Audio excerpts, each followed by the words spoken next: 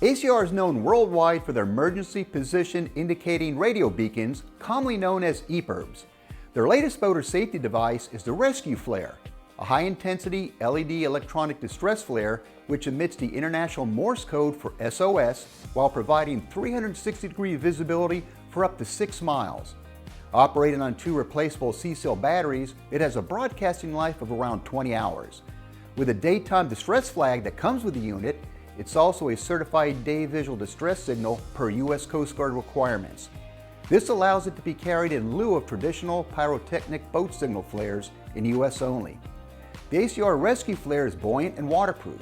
It can be handheld, tethered to a boat, life jacket or raft, and even displayed high up on an outrigger or tower top.